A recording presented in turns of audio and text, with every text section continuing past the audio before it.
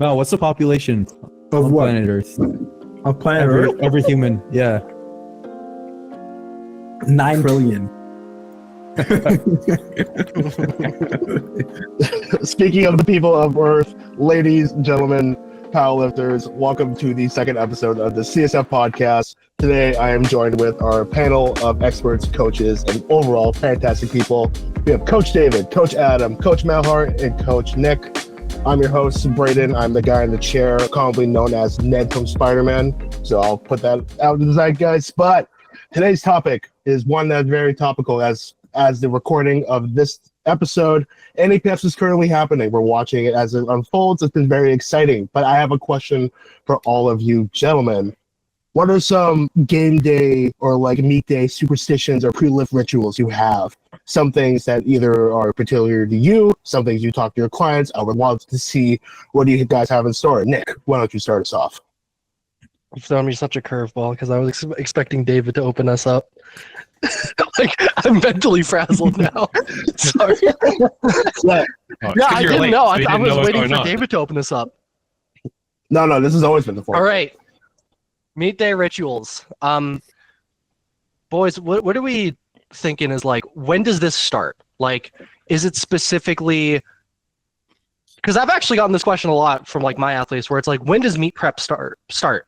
And I don't know, to me, like, do we consider meet day rituals to start beginning at like the start of meet prep?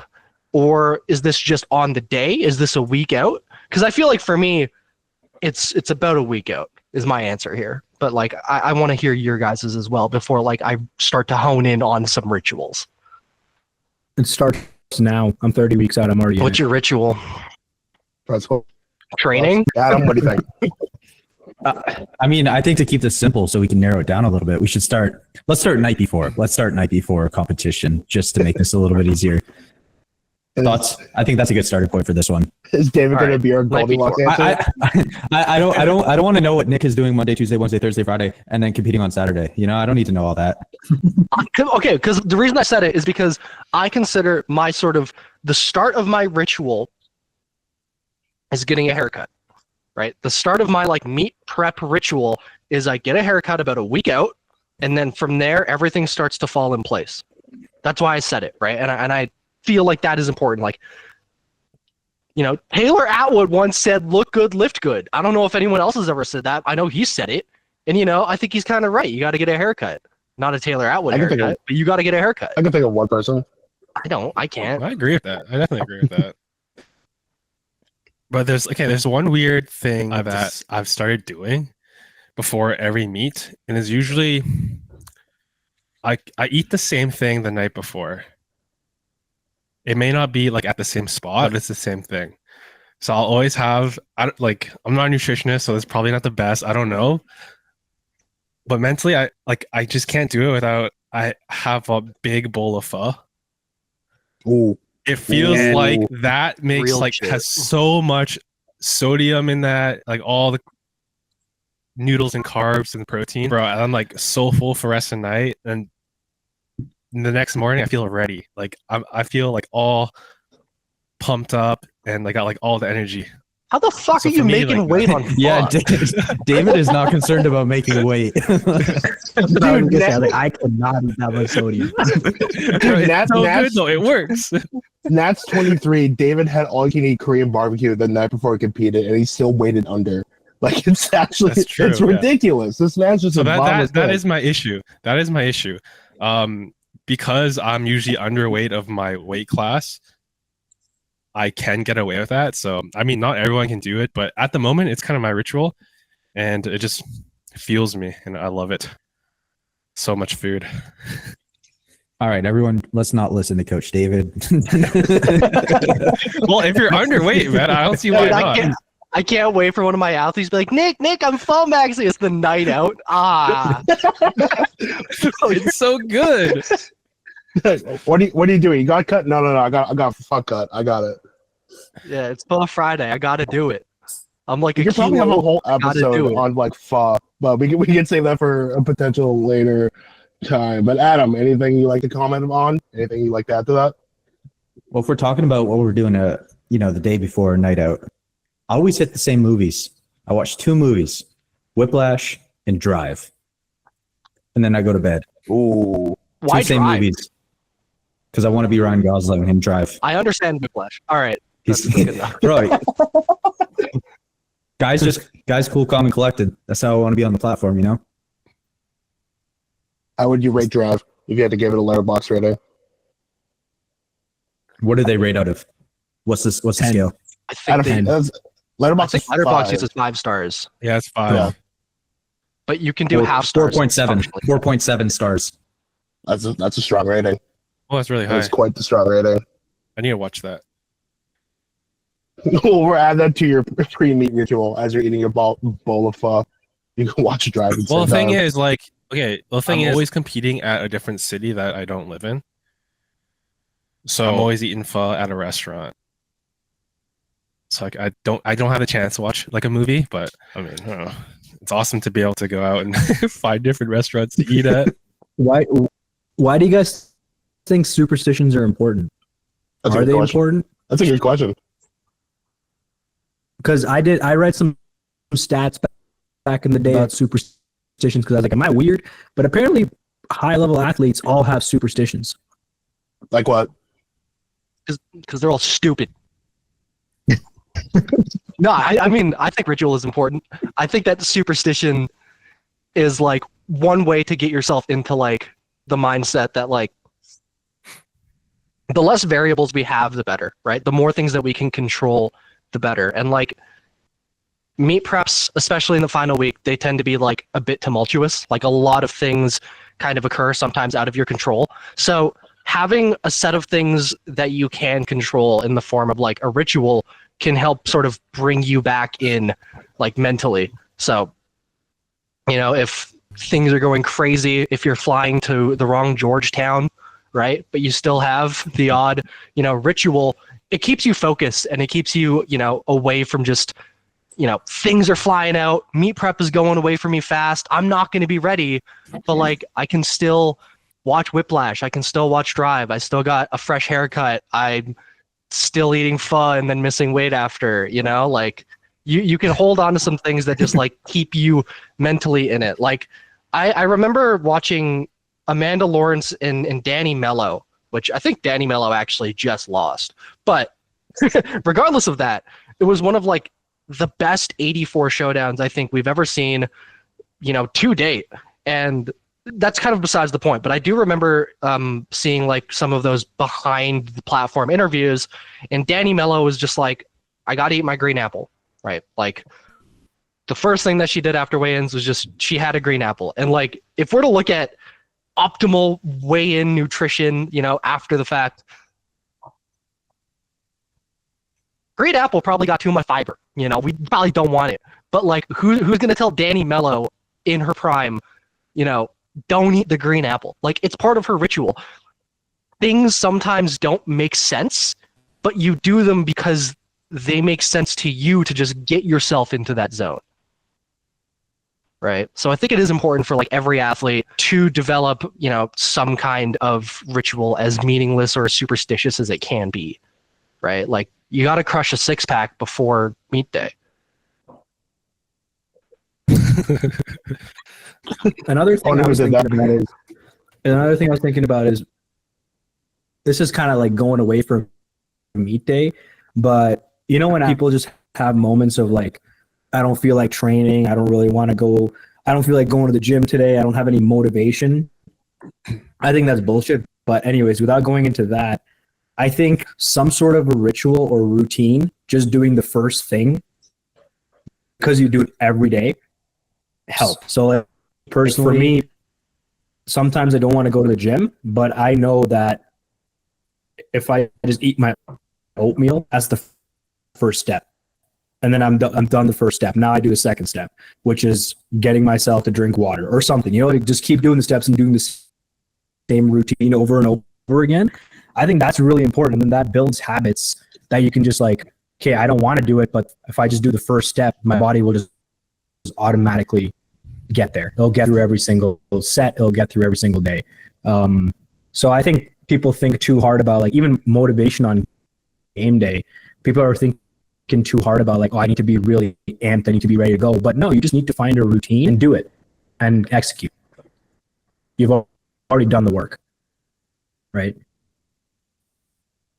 Yeah, I agree. The more we can go on autopilot, the better, right? Yeah. If there's like some silly little thing that sets us in motion to just go on autopilot for the most part, obviously it takes time to develop that, right? We're not going to go on autopilot our first meet, but if you keep doing the same ritual day in, day out, or meet after meet rather, by the time you're like a veteran, you know, you start your ritual and then you're just on autopilot and you just focus on trying, you focus on executing, and like the rest doesn't matter so much. Like I can't imagine seeing someone that's been at like the top of the game. Like, can you imagine Gel looking like frazzled? Like he's like, oh man, I'm a little nervous. It's like that'd be crazy. And like obviously local lifters and you know, people that are starting out, they need to develop their rituals so then they can get into like autopilot, like Mally's saying. But it is, I think, a goal that people should strive for, right? I mean, what are these routines? But they keep you grounded, right? So, like Mal, for instance, you made your international debut a couple of months ago, but I know you look in the crowd and try to find some random grandma, and you look at them just like at your very first comp, because that's something that you always consistently do, right? It helps you ground yourself. It helps you get back to a better headspace and not think about other variables. That's actually pretty funny because I do that. I try to pick someone and I stare at them the entire time. But this is the first time ever I went out to the platform and all I saw was lights. Like I couldn't see anything. I expected to go up there and be like, oh, I'm gonna see so many people. I'm so nervous. This is gonna be crazy. And then I went out there and blank. I see any. So didn't. If it's a ritual, I need to not do that because that didn't. Was it weird? Was it weird seeing just lights? Yeah, it was just like bright white lights in my face. Like my girlfriend was sitting in the front right in the platform. I didn't see her the entire time. I don't know. I couldn't see her. So I didn't even see the head ref. I was just listening. I was like, I hope I hear him because I don't know where he's at. Yeah. So that's probably mess you up at all, like, though? You usually stare at someone, right? So did that kind of mess you up at all? I think so. I mean, I'm not going to use it to say it did, but maybe it did. It definitely, like first squad definitely went like there's nobody there. It's just you. So I kind of had to switch that. Wait. You're telling me you like to stare at a grandma in the crowd while you're performing your lifts. Am I understanding this correctly? Like, not a grandma. It needs to be a grandma. No. And that's what I started with a grandma. All right, that was more. If there's no grandma, that was more so just joking. But you like look at someone in the eyes while you're performing your squat. Like, Yeah. What's wrong with you, dude? Like I don't know. just look at like the chair leg that the head ref is sitting on. Like, what do you mean? What are you doing making eye contact with someone in the crowd? That's so weird. He's got to mean mug someone, you know. Like, I get that. I mean, when you're training in the gym, you're not making eye contact with people while you're performing your lifts. You're looking at like a spot on the floor traditionally, right? Why would you not be doing that on game day? That's a good point. So historically I've not been very good at competing. I usually don't do very good. So that's a good point saying, why are you changing something when you go on game day? Why are you adding a ritual? I'm just don't add rituals for the sake of it. I mean, this is like a total aside. I don't want to go on a crazy tangent, but like Mally, aren't you like kind of blind? Don't fucking leave me. Don't leave me as I ask a question. I'm not blind. I'm a pilot. Yeah, but you're wearing glasses right now. We're all wearing glasses. Not bad. They're not that strong. But I'm saying, just don't compete in your glasses. Just like I don't know why anyone lifts with vision. You could talk about that. Don't you take your glasses off when you deadlift?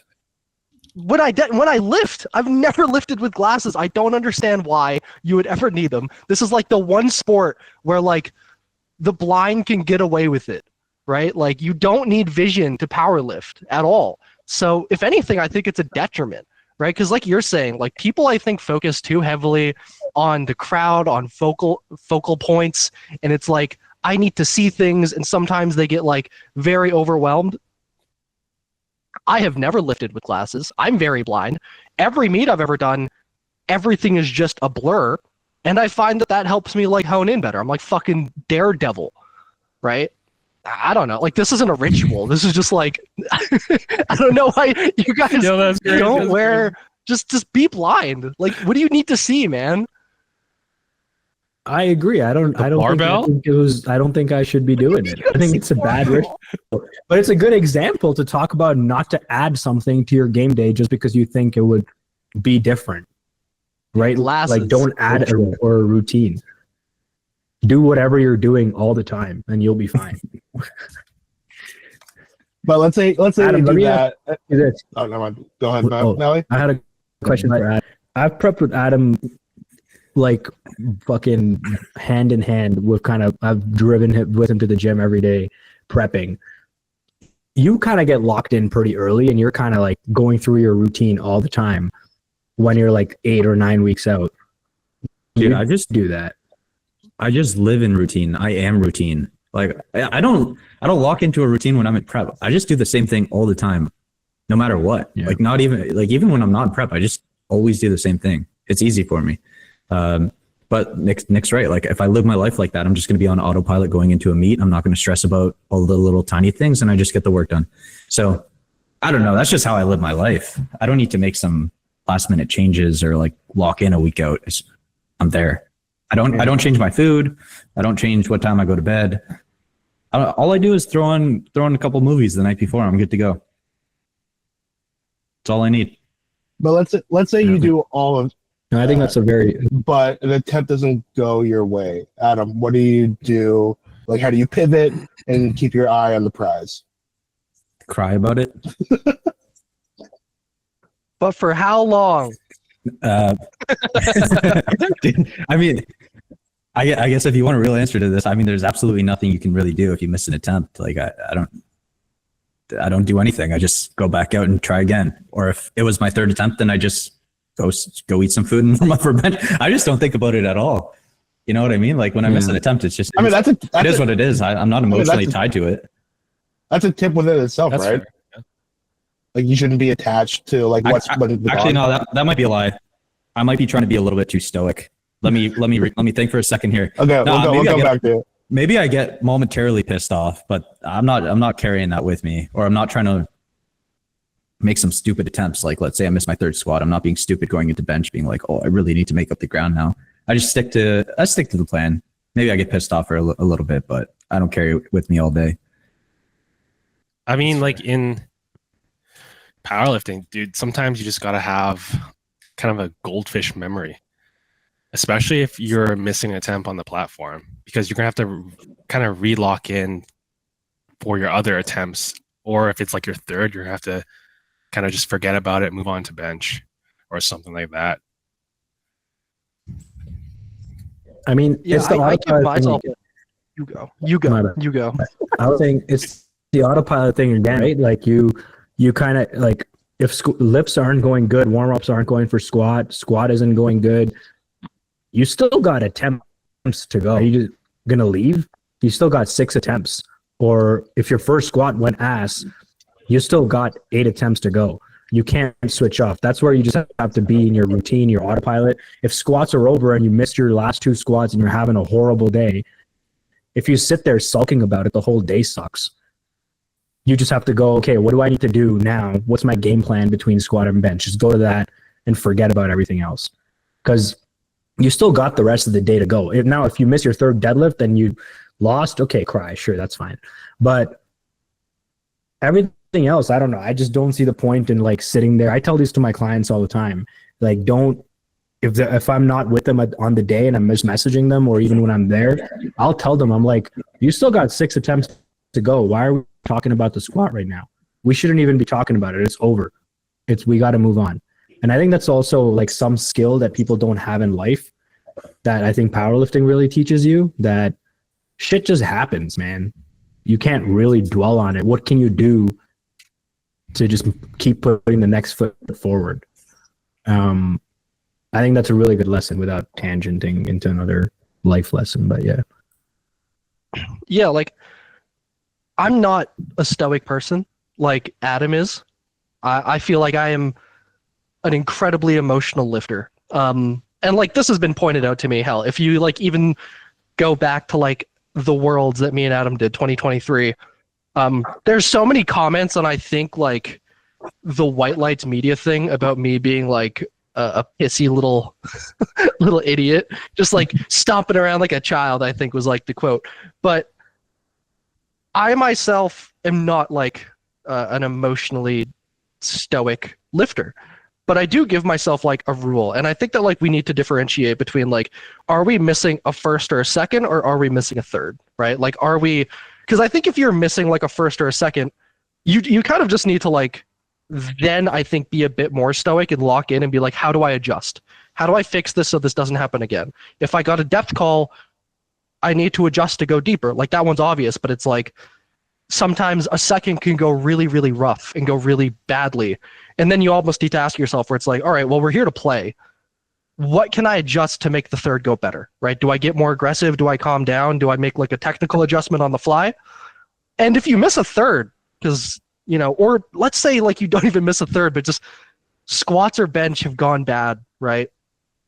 I give myself like a hard and fast rule, like David said, of having like goldfish memory, where it is 5 minutes. I give myself 5 minutes to just bemoan how terribly things went. And I'll always tell my handler this too, to the point that like Graham even tells me now, right? Like my handler, he'll tell me like, you got 5 minutes, or if we're in a rush, you get 3. But he'll always give me some amount of time to just be like, cry. Just be like a total bitch about it. But once that timer goes off, you have to move on. Right? And I think that like can really help those people that are like me, that like can't just immediately brush it off. It's like, all right, you give yourself the time to feel it. But once that time is over, you need to move on. You can't be carrying that baggage into bench, into deadlifts, right? I think that like becomes a super helpful tip. And I think like Adam said too, regarding like how we don't want to become like emotionally attached to like numbers. Like if you miss a squat, we got to make this up. I think that like, especially at high level meets, this is when handlers come into so much, like they become so handy in a sense, is like, it's so hard for lifters to not be like, we missed up, or we missed kilos on squat. We got to make this up on bench and dead. Like we gotta, it's like, nah, you got to play the game. You got to play the field, and you need to not emotionally attach yourself to those numbers. And that's when you need to just trust your handler. Like, don't get pissy. Don't get involved in the process. Don't be like, I fucked that up, but like, I'll make it up to you. Like, just give me the bench. I'll do it. Like, trust your handler and just, you know, go cry about it on your own. And if you have a good enough handler, I mean, if you have a bad handler, you're already done. But if you have a good enough handler, just trust that they'll figure it out. And then you just play the day, right? Do you guys think that there's like a way in that forgetful, that goldfish memory? Yeah, I miss a ton of lifts in training constantly, so it just doesn't phase you anymore when you hit the platform. That's good. Write that down. I don't know if you can actually train for that though. Like training, it's more of like a mental thing. I think that lifters have to kind of develop to not develop, so you can kind get of attached. Yeah, I guess, but you can't like I don't know. I don't know if you can actually just like train and focus on it. But I think it comes with experience, and with experience, like with doing competitions and such, and understanding that things will happen on meet day. Things may not go the way you want it to, and you'll just have to kind of live with that, move on, pivot. Like Nick was saying, you know, hopefully you have a good handler. He can kind of pick your numbers after that, or like whatever game plan you guys have, like still go with it. But at the end of the day, you kind of just have to forget about it, because if you're always thinking about that one missed lift, it's going to bleed into the rest of your meet, and that's just like a no. It's going to be really detrimental to you. I kind of disagree with you. I think you can kind of train it. You think so? How so? I think it's a skill that you develop over time. I'm not saying a brand new lifter is going to have the ability to do it, but I think I always tell my athletes, like if they message me going, "Oh, my top set was really bad. Like it did not move at the RP it was supposed to. I missed it, whatever." I go, still got back downs. Still, if the back backdowns don't go bad, I'm like, you still got accessories. There's still work to be done. So I think the more times you train that mentality of like, yeah, shit sucks right now, but I still have something to do. You might not walk away with a win every day, but you're still getting through, and I think that's a win. And I think if you can do that, the more times you do that, the more times you're training your brain to go, I actually got through something. Yeah, that makes sense. I could get into a weird thing right now, but I'm not going to, about some new research about neuroscience, but I'm not going to get into that because everyone's going to be like, what the hell are you talking about, Mally? Mally is going to say that you should start cooking all of your food in aluminum foil to induce early Alzheimer's. Oh, Right? This is going to help you on the platform. goldfish memory. No, but Mal, that's actually, you know what, that makes sense. I actually totally agree with you there.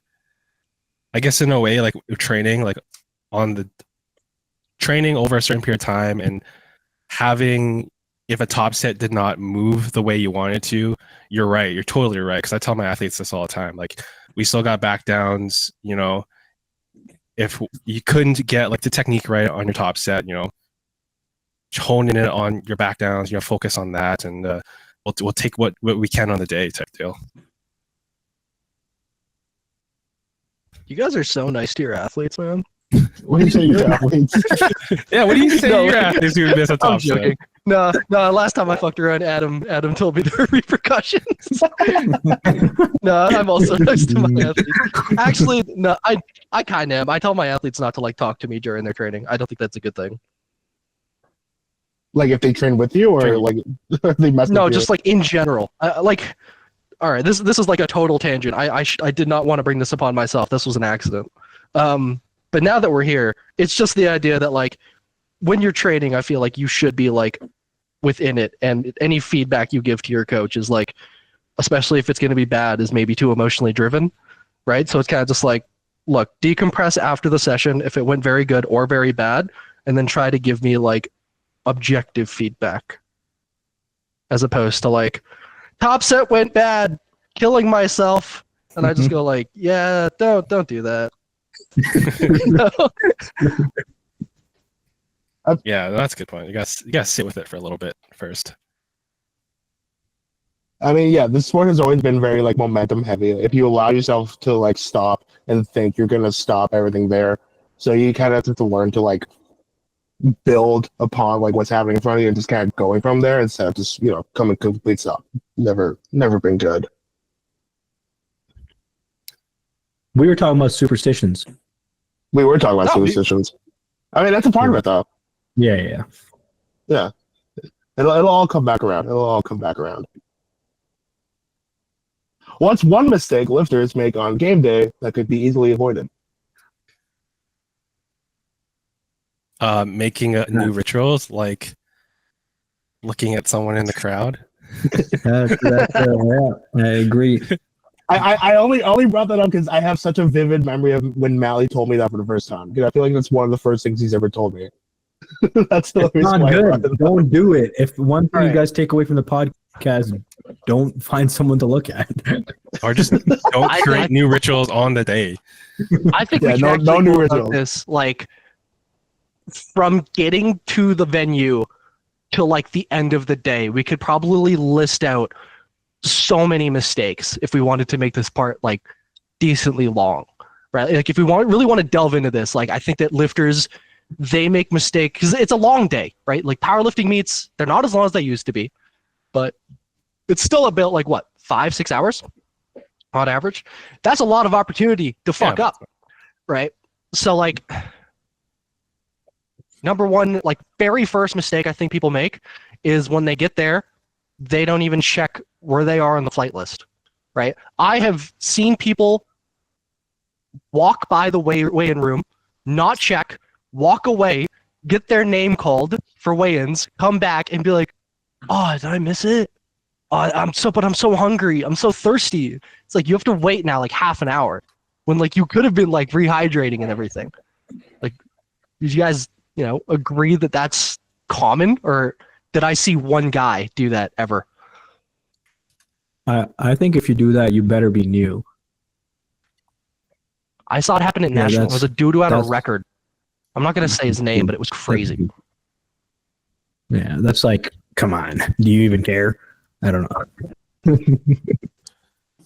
That's all I at it.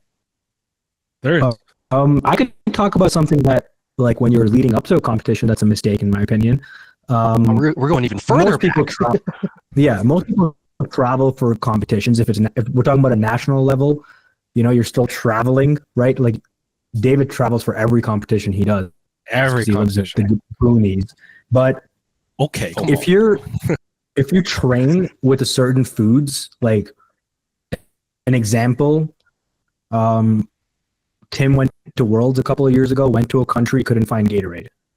So I think a very important thing is train with foods that you find very important and that are part of your ritual and your routine. Travel with them.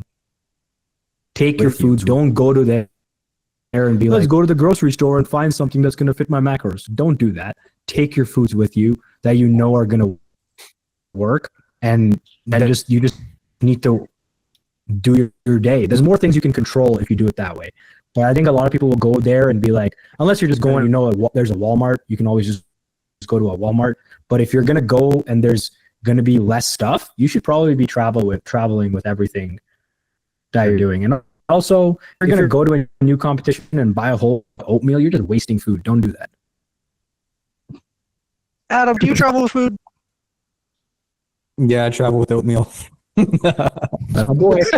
Smart man. I don't like traveling with food. I'm weird about it. I make sure I have some basics just in case there is an emergency. Yes, every time, no matter what. But I will go shopping when I get to places, hoping I can find a large majority of the things I need. But I do travel with some basics. Oatmeal is the big one. I travel with like some Advil in case I'm in pain or hurting, and there's an emergency and I need it on game day. Caffeine pills I bring with me. Electrolytes I bring with me. Earplugs so I can sleep. I have a list of things I definitely travel with, and some are food related for sure. Yeah, I mean, I travel with supplements because, like, I'll be damned if I find creatine in like the back countries of Turkey, right? But I don't like traveling with food. I feel like, I don't know why. I imagine if I put some beef and rice in a suitcase and it flies on a plane, it'll just be bad. Like, I just don't like the idea of doing that. So I do avoid this, though, by being,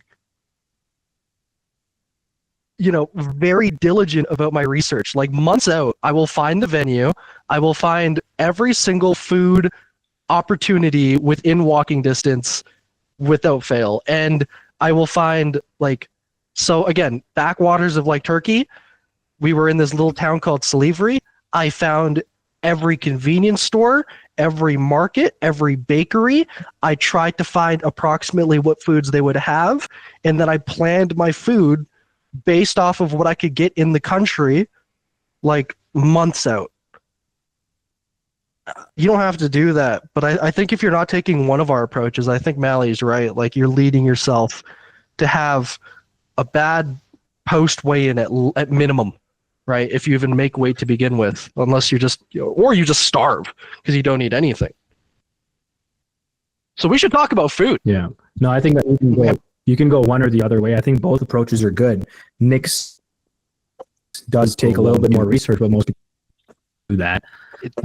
That's why I think I like mine. I like mine because it's just, I can teach it to people, and also it's just easier. But about food on planes, just freeze it, put it in a cooler bag. By the time you get there, it'll still be cold, and you can just put it in the fridge, and it'll be fine. That's my tip there. Nah, that's Would you happen to be a pilot?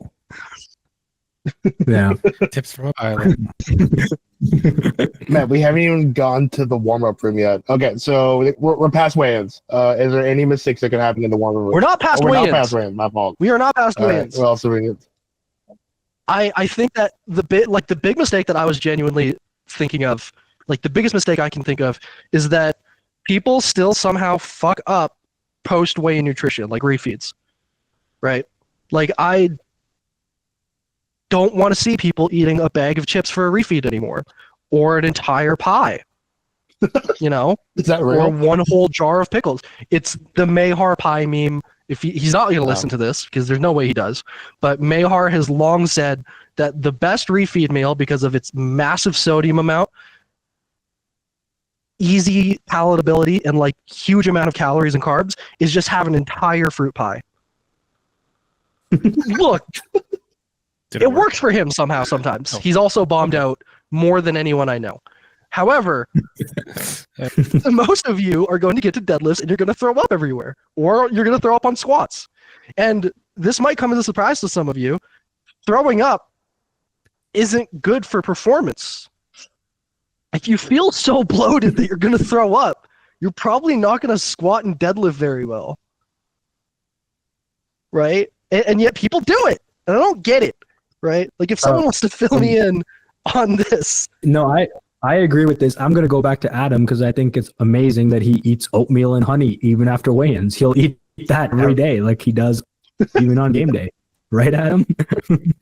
That's just what I eat before every workout, no matter what. So I do the same thing on game day. But one thing I will say is, when I'm not competing, I have protein with that meal. And when I'm competing game day, I don't have any protein with that meal. It's just the oatmeal, honey, banana, electrolytes. That's pretty much my refeed. But is oatmeal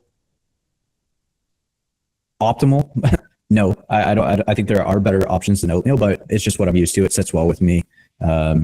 And yeah, I've been doing that since I started, and I have no issue with it. Is there a specific like order of foods you should be eating for a refeed? Like prioritize over others? Like protein is important, obviously. But I'm curious about that. Protein. Natalie, Did you say Mr. Team protein- Nutritionist, do you want to did do you it? say protein is one? I said protein No, isn't as what's the breakdown? Yeah. Okay, cool. Because protein. I don't think you need to take that much protein when you compete. It depends. If you've I done don't take any. Yeah. People Zero. Some people just don't take any zero, which is perfectly fine. You don't need it. You need carbs. This is going to sound weird. Some people, like Tim Monagatti, eats like 7 lollipops in the day and a Gatorade. That's his refeed. Emphasis on Gatorade though. Sodium. You need sodium first and water. You're gonna cut probably, so that should be measured out. If your nutrition coach is not measuring that out for you, fire them. And then after that, carbs, and then continue the day with proper amount of carbs the entire day. If you're not having like 70% of your daily carb intake by the time deadlifts are up, you're probably fine. You said what? You cut out. At least you did for me. I don't know if you could. Oh, I said you probably need to be having close to 70% of your daily carb intake by the time deadlifts show up. But Mally, in my what opinion. kind of carbs? Can I eat several buckets of carrots? Can I have a Subway? Those are carbs. Have On pho. Subway? Yeah, pho's the night before, okay? Get it right. Yeah, no one's having pho on meat day. That'd be Hey man, every Would that be- weightlifter in the Oh, world, Lou Jun eats just noodles and broth after weigh-ins. Ramen, there you go. But Yeah, I love yeah, but ramen. ramen makes sense. Yeah, as Nick said, the chips thing and chocolates needs to go. That's not something you who's should eating probably be doing. chocolates? People eat chocolates. Dude, That's I it. still see people weigh in and then immediately go with their friends and be like, all right, man, we got to hit up McDonald's. It's like, Yeah. some people haven't progressed with the sport, right? Like, Dude, I saw Well, a guy at a local meet in Alberta, and he was eating a lasagna. what? Entire I mean- lasagna? Did he also hate Or, like, Mondays? Yeah. Angelo, like, Fortino still just eats pasta. Like, because he's Italian and he's so committed to the bit. But I also think that he doesn't cut very much, if at all. But, But I'm, You know, I'm sure he optimizes it properly. dude, it's fucking... yeah, it probably is just like pasta and red sauce. But, like, I do think that, like, the more that you have to cut, the more fine-tuned your refeed has to be. If you're not cutting, it doesn't, just fucking eat whatever, your stomach's fine, right? You're not going to have any, like, GI disruption if there's been nothing disrupting your GI leading into it. But if you are someone that's like just done their insane like 5 kilo cut, like you're coming out of the sauna onto the scale to make weight, have that celebratory meal after third deadlifts, right? Like, job's not finished. You're not going to go get McDonald's right away, right? Because people do that, and it's crazy, right? We have a job to do, and I think that is like the biggest mistake I still see people make that like defines their day. Like, it can make or break it, right? All right, what are some top recommendations for carbs that will sit easy in the stomach after a big weight cut? What are your guys' Honey, I would say raw honey's number one for me too. Right into the mouth. Just squirt that right into my mouth. Good to go. Mal, what's your best recommendation? Low fat noodles, low fat ramen noodles. I think too many fats is not very good for training or competing. So I try to keep my fats pretty low before I train and on game day too. So I found light Shin ramen noodles I think are great. And then Not the second thing, no, but I wish they did. It's also really unhealthy, so I probably wouldn't tell people to eat it all the time. And then the second thing, yeah, free feed. But I probably eat the same thing. If I like to eat the same thing, I'm going to refeed before training sessions. So I've recently switched to oatmeal too, because long-term eating of Shin ramen every day is really bad for you. So I'm not going to do that. And then the second thing, me and Nick talked about this a while ago, but I think a really good carb source and also rehydration tool is glycerol. you're letting out the secrets, What is- dude. If you don't know what it is, go research it, but it is goated.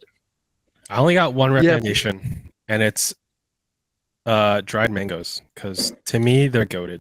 They're really easy to eat and packed full of carbs. Now I don't know if it's like the greatest thing to eat, but I like it. It works for me. It doesn't upset my stomach. Just keeping yeah, it, keeping I it, hate keeping eating all- dry.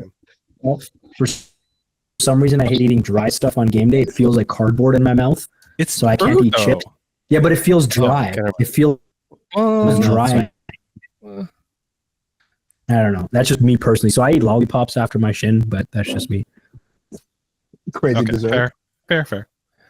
I go through about like 20. I went through, I think, 22 lollipops at Worlds and like 18 or 19 at Nationals.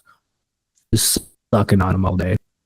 So the carb sources you should be looking out for are raw honey, oatmeal, and glycerol, and then have a lollipop on top of that.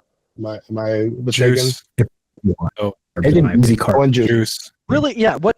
Whatever is going to be like long, like easy carbs, fast digesting. Maybe like early in the day, some medium digesting carbs. Like I personally will always have a bit of bread right after weigh-ins, but then I don't touch it, right after. Like I got my 2-hour window to get my bread in, and then from there on, it's like sugars, right? But you also probably want to avoid. I do the same thing with my oatmeal. Yeah, you want to avoid fats, proteins, and fibers, really, right? Like have your sugars after your weigh-in meal. Now, I'll actually go so far as to say, like, I don't recommend this for anybody. It's something that I've fine-tuned and played with. If I have pure carbs throughout the day, I will crash, right? I will crash around deadlifts. So I will have a bit of butter with my bread. I'll just have some buttered bread and some honey right after weigh-ins, but that's it. It's just to like keep me a little settled. Just keeps me on the fine line. So like we can play with things, absolutely. But also that comes down to experience. That comes down to do a bunch of meets, take notes after, and then see where we can adjust. Because I always found that like by deadlifts, I was like crashing a bit. Like I felt kind of shit. And having a bit of butter just, got me feeling a little bit better. Right? But we aren't trying to have fucking fried chicken. Right? I'm not gonna like go, man, I'm crashing. Let me guzzle olive oil. Right? We want carbs. And we also want hydration. If we want to like start bleeding into like other parts of the meat that I think lifters make massive mistakes on, it is not remaining hydrated throughout the meat.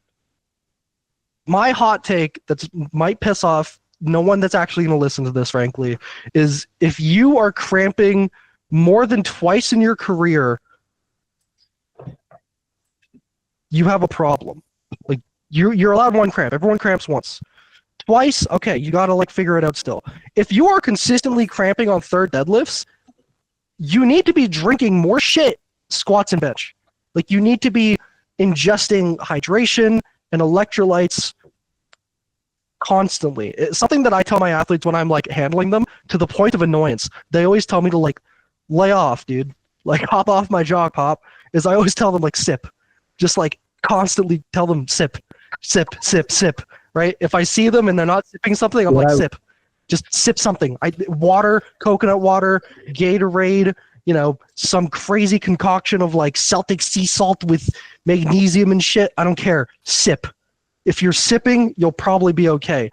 If you think that all of your meet day hydration is going to come in those 2 hours before squat and then you're just free to go, and maybe you have like just cans of Monster, you're going to get to deadlifts, you're going to cramp, and then you're going to panic. You're going to be like, I need 7 electrolyte pills now. I need everything now. And then you're going to bloat, and now you're fucked, right? Like you're not coming back from this. It's over, right?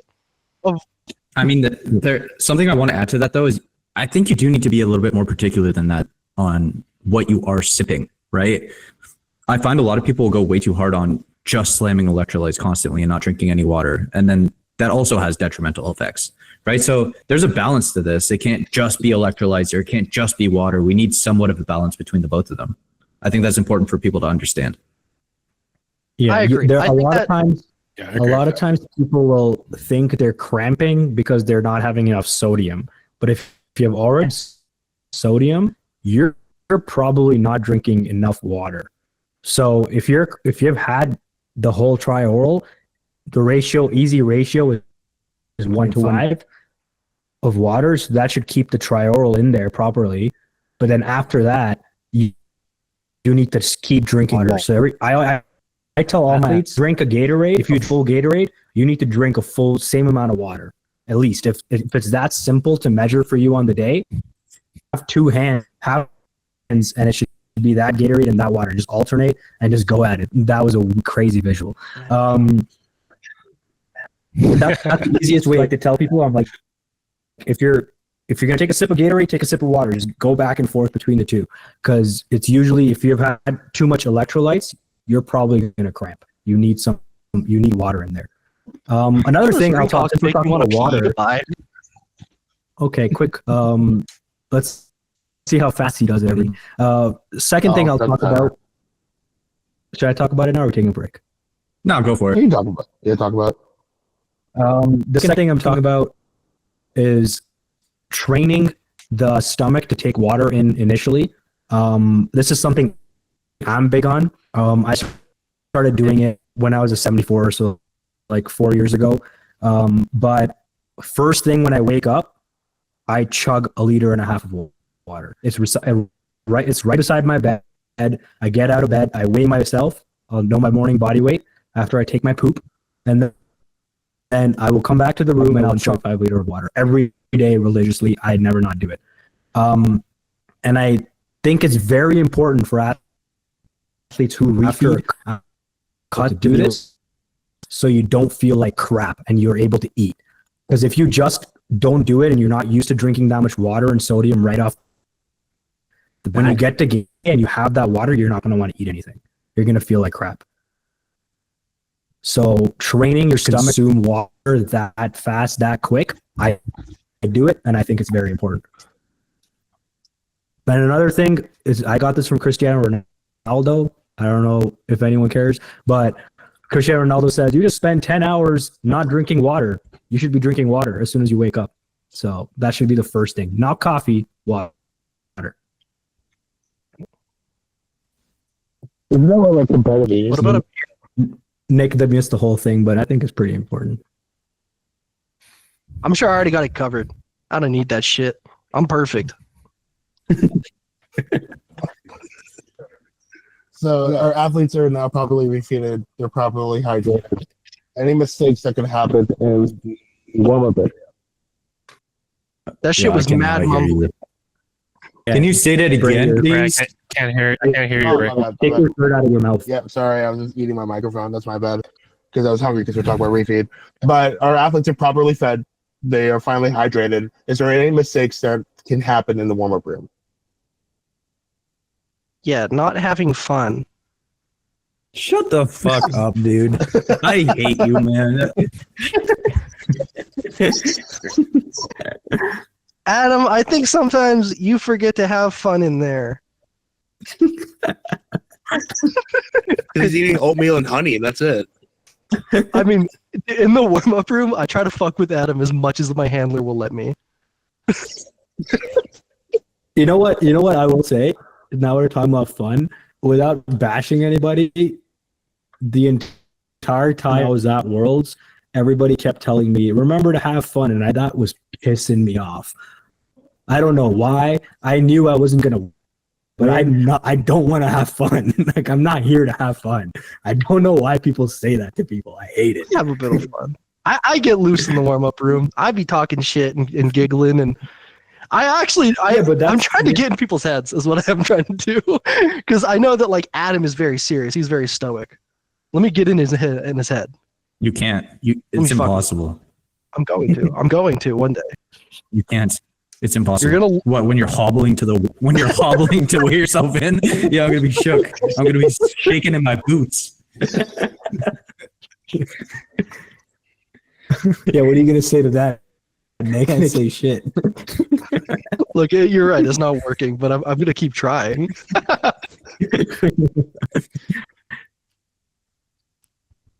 Yeah, I do What think other- a little what other little mistakes? shit talk. Little shit talk's okay before you're hitting the platform in the warm up room. Nick and I have been doing that forever. I don't know, since like 2023. That was the first time we actually competed against ourselves, ourselves. What am I saying? Each other, right? I'm pretty sure. Yeah. Yeah. Yeah, we've been doing that. It works well. I do it in a more serious manner. I mean everything I say. Like when I tell Nick I hate him before competing, I mean it. He means it in a joking way, but I mean it. I'm just a silly little guy, but I think that the warm-up is a perfect place to sometimes be a silly little guy. I was fucking around when I said have fun, but now that I am thinking about it, I do think that loosening up is good. It's going to be a long day ahead, and I think that the people that get like, if you're too serious, I think that's fine. It's the people that get like really worked up and a bit anxious. Like you can tell they like pace around too much, right? Like they just wait in. They have 2 hours before they even need to get under a bar, and like they're pacing. It's like chill out. Just gotta like calm it down. Like you'll have time to get really elevated, but for now, like you're in the warm up room. Just stay warm. Chill out. Keep it flowy. I think it's genuinely do. good advice. Maybe Yeah, you that's think a it good needs to be point. warm. I see people like getting locked into their music during weigh-ins. I'm like, you're gonna be so mentally fatigued by the time we get to our lifts. Let it like by squat, you might be a little bit tired. Imagine deadlifts. Like you're gonna have no more energy left. You're just psyched up right from the start. I think Nick makes a good point. Relax a little bit early on in the day for sure. And then also, like, some people will change things on game day, like take too much caffeine and then get really amped up. If you're taking, you should be taking the same amount of caffeine as you do on try to go, like, don't crazy and be like, oh, it's game day, I need to take like a gram today. Don't do that. If you take more, well, I take way more. I up my dose, but I'm also very like caffeine insensitive. Right? Yeah. Like if I take 800 grams of caffeine, I'll barely feel it. That's kind of crazy, actually. What the heck? Something's wrong. What's your average daily intake? 400. I am at 400 every day, and like I just sit at a baseline. But in saying that, it's not about my caffeine intake. But I agree with Mally to some extent that like you do see the people just sustaining themselves entirely on monsters, and they'll crash. Some people like me, I'll take 800 milligrams of caffeine. I take 2 caffeine pills, like right before squats, and I take another 2 before or right after bench, before deads. But I can handle that. And I think that the big thing here is pacing, right? It doesn't matter if it's like your actual emotional elevation, if it is the stimulants you're consuming, you need to be paced. You have a long day ahead of you, you know, and you need to pace. And I think that's like the big motif here is like, if you're slamming 1.2 grams of caffeine as soon as you've weighed in, you have your headset on, or you have your music on, you're pacing around, you're headbanging, you're going to get to deads, you're going to feel like shit, and someone that has been pacing all day is going to overtake you, right? Like, this is when we have to start thinking about energy levels.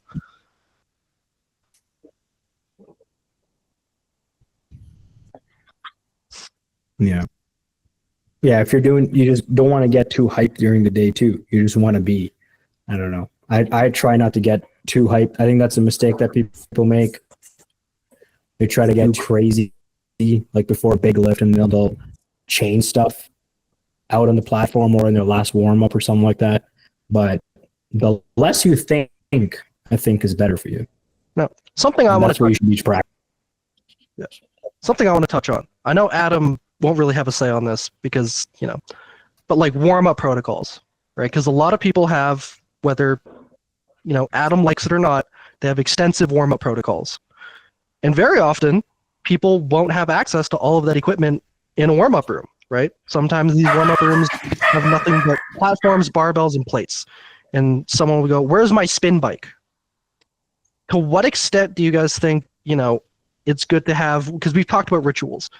Is it good to have that sort of warm-up ritual that you go through, or do you have to be more adjustable on the day? Like, how do you guys think about warm-ups outside of like actual, you know, squat, bench, and deadlift warm-ups, like more drill type stuff? I try to do the amount of stuff that I'm supposed to do. Even on training, I try to bring it down to a really low amount of warming up stuff. I do the same thing every day.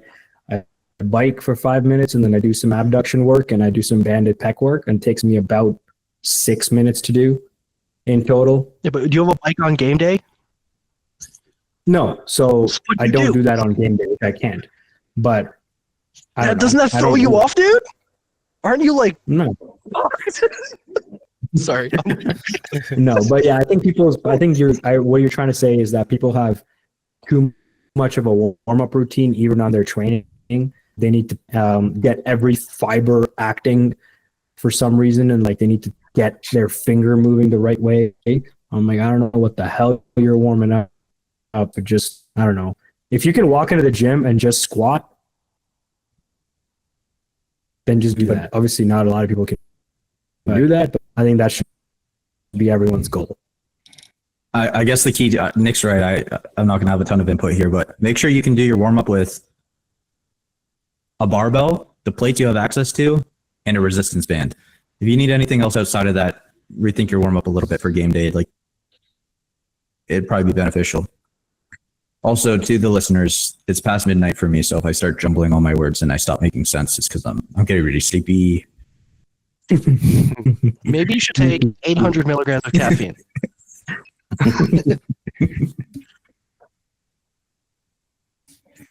David, do you have like a warm-up routine that you go through, or do you just get under the bar with a belly full of pho? Well, yes and no. I try to keep my warm-ups pretty simple. Just because like for a game day, you're obviously, you said before, we're not going to have access to everything that we might need or everything that we're used to at our home gym. Or so from there, I just basically do body weight stuff and like stretches that kind of warm or activate my muscles that need to be warmed up in a sense. And then from there, I just get under the barbell. Like Adam was saying, I think you have to really rethink your game day warm up if you need a lot of equipment. And it's just a lot easier when you simplify your warm ups. That way, you're not too worried about needing the equipment and having like this high standard of, oh, I need to like what Mal's saying, to get my finger twitching the right way or something like that. So, I mean, just keep it simple. It'll make your life a lot easier. And then from there, you can kind of just like chill out and go about business. I'll just keep it simple. I wish I had all this advice as a lifter growing up, because my personal thing is I just gave up. I stopped, because like I like my extensive drills beforehand. I do a lot of stuff to warm up, and I would always try to emulate that. I'd be like, Graham, let me know when I have to be under a bar. I'm going to take like an hour to do all my drills and stuff and really feel primed and ready. And I would have to like look around for equipment and, try to get really creative with like what I had. And man, it would just stress me out so much that at some point, like a couple years ago, I think like maybe 2022, like pretty recent, honestly. It's not even like it clicked. I was just kind of like, I give up. I don't want to deal with this shit. I'll just get under the bar eventually. Like, I'll just warm up when I have to get warm. I'm done. Like, I'm tired of this shit. And I think that comes with experience. Yeah, it's good to eventually realize that like you'll be fine. And honestly, like the stress was getting to me. Like the stress of like, I gotta get through my warm-up routine, otherwise I'm not gonna feel good, is like, dude, it's so bad. Like I'm getting amped up and I didn't like it. So it's a mistake that I don't know if anyone else made it. I've made it. I am not free of sin. Also, okay, something that blows my mind all the time when it comes to warming up. Everyone's always like, "What do you mean do less when you warm up?" You can take a red on the bar more than once. Like you can just squat 70 kilos for more than one set, and it will help you. Like I've told this to my clients a couple of times. They're just like, "Oh, it takes me forever to get warm." I'm just take 70 kilos more than once. Take 120 like 2 times, and then you should be good to go after that. Just get under the bar and do a couple more sets with the lighter weights, and you'll be all right. Like this is mind blowing to some people. They're like, "Oh, I just I took 70 kilos for 3 sets on bench before I started increasing the weight, and I feel fantastic." I'm like, is this groundbreaking? Does no one know this? Brother, that's cardio. Sorry, I only do singles. One thing since we're talking about specific warm-ups, some people do have way too many warm-ups. Some people will, if their opener is like 220, they'll warm up like 170, 180, 190, what's the next after 190? 200.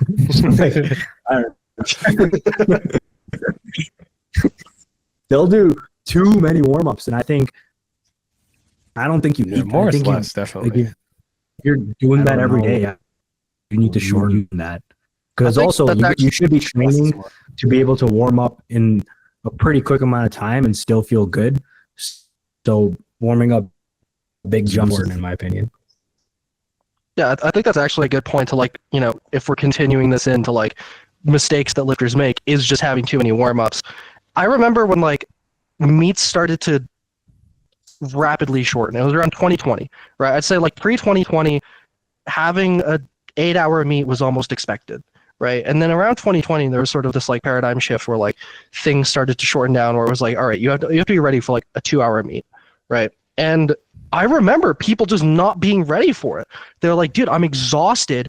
2 hours is too fast. And I was like, why are you so tired? And it's like, I got to get all my warm-ups done. I have to condense them into like this short amount of time.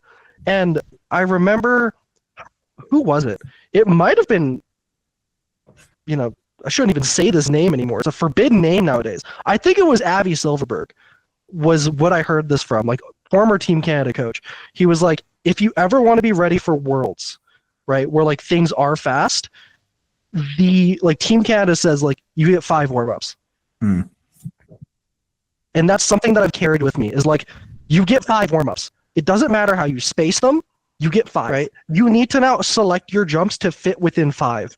And it's like, if you can't fit your schedule, or like if you need more than 5 sets, you're just never going to get past, a local level, was kind of how it was told to me. Because it's like eventually the meets will get too short and you're going to fry out.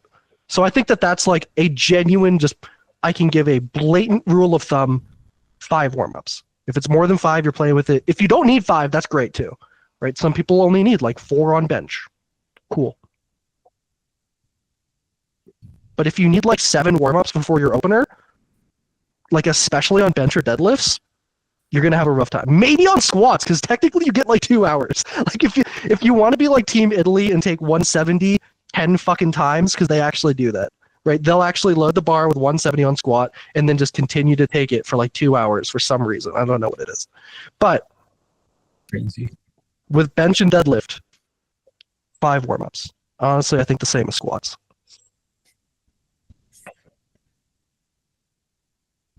I'm You gonna guys take agree? I'm gonna say I'm gonna take 70 kilos for 5 warm-ups and then not do anything else. No, I agree. I think if you're doing more than five warm-ups, you're just gonna be too crunched for time. So I would agree with it. Unless you're Jesus, he probably does like 9, 10. No, there's no way. I think it actually applies all the way up. I think it applies all the way up the chain. Your jumps just get bigger, right? Like I would assume he just starts with like 170 on squat. I would assume. No, I think he takes the bar. I mean, Adam, Yeah, remember well- watching fucking what was his name? Dude, I'm blanking on one of like the goats' names. Like I'm gonna. What year? It was What year? Malta. It was in the training room. 93. Jonathan Keiko. That's crazy. Remember watching Keiko take a yellow on bench? Wait, who's that?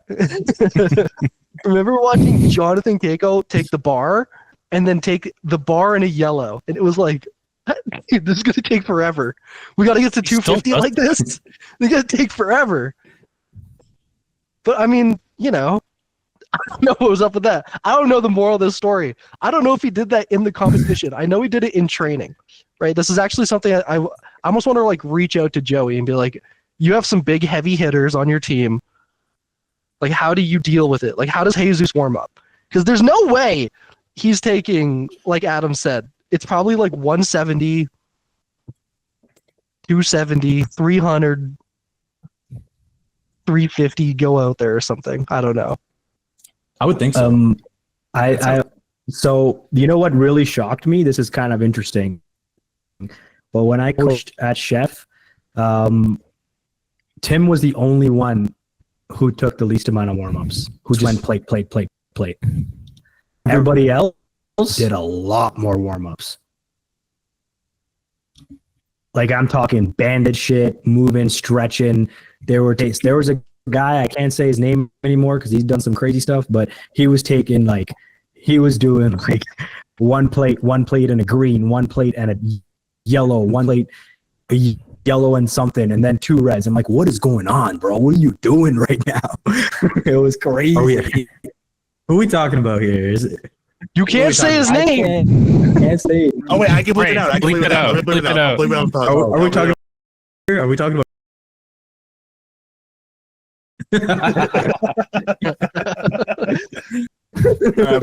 Boys, let's get back on track here. So, takeaways from warm-up room mistakes is that people should be more mindful or more present. Like, don't immediately like try to lock in. You need to space those out. You should limit your caffeine intake or increase it depending on your tolerance to it, but make sure it's manageable. And make sure you do a controlled amount of warm-ups. It's not anything ridiculous. Am I missing anything?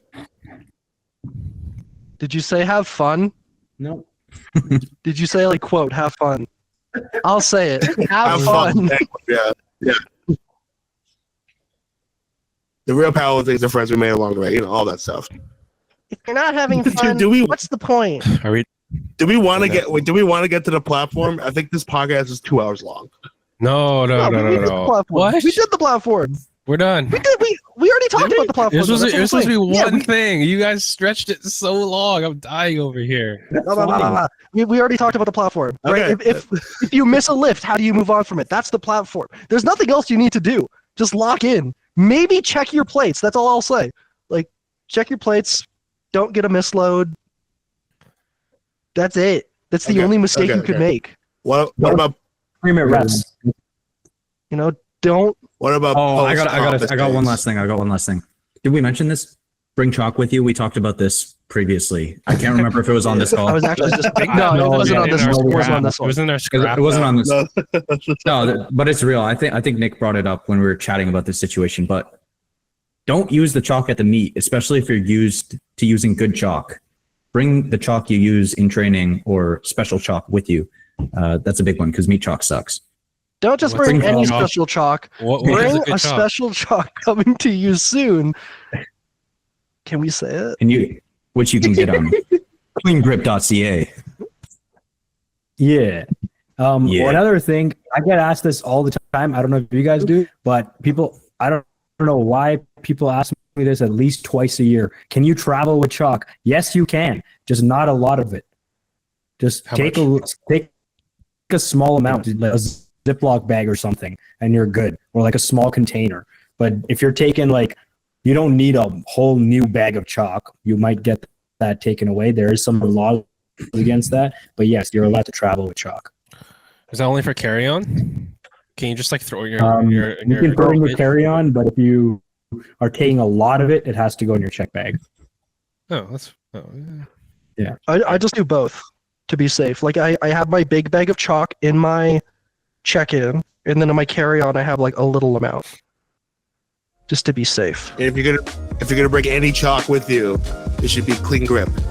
And on that note, that will be the end of the podcast. Gentlemen, thank you for joining me. Signing off for Coach David, Coach Adam, Coach Malhar, and Coach Nick. I'm Braden, and this has been the Nighty Night Time podcast. Good night, everybody. Good night. Good night. Boy. Team.